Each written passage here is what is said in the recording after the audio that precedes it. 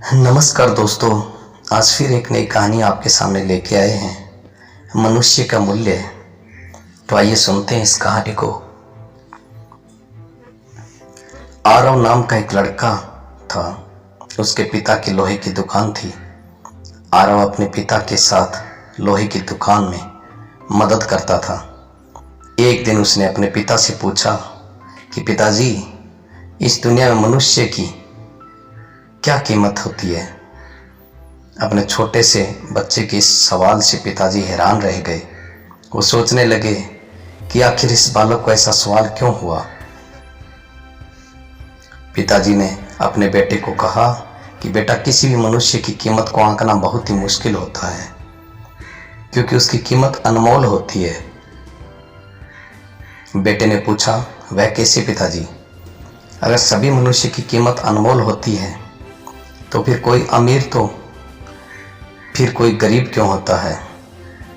किसी को कम रिस्पेक्ट मिलती है तो किसी को ज़्यादा क्यों मिलती है? पिताजी ने अपने बेटे को समझाने के लिए कहा कि तुम स्टोर रूम में जो लोहे का बड़ा सा टुकड़ा पड़ा है वो लेकर आओ। बेटे ने कहा, जी पिताजी। वो लोहे का टुकड़ा लेकर आता है।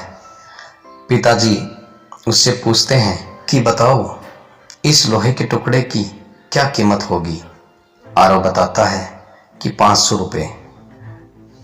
पिताजी अब उससे पूछते हैं कि अगर मैं इस टुकड़े के छोटे छोटे कील बना दूं तो फिर उसकी क्या कीमत होगी? वो थोड़ा सोच कर बताता है कि पिताजी, ऐसा करने से उसकी कीमत बढ़ जाएगी। तब तो ये और भी महंगा बिकेगा, लगभग 1500 रुपये में। पिताजी अब उससे पूछते हैं कि बेटा, अगर मैं इस लोहे के टुकड़े से घड़ी के बहुत सारे स्प्रिंग बना दूं तो? आरव कहता है कि पापा, फिर तो इससे और भी ज़्यादा पैसे मिलेंगे। पिताजी अपने बेटे को समझाते हुए बोलते हैं कि ठीक इस लोहे के टुकड़े की तरह ही मनुष्य की कीमत होती है। मनुष्य की कीमत भी इससे नहीं होती है कि अभी वो क्या है, बल्कि इससे होती है कि वो अपने आप को क्या बना सकता है।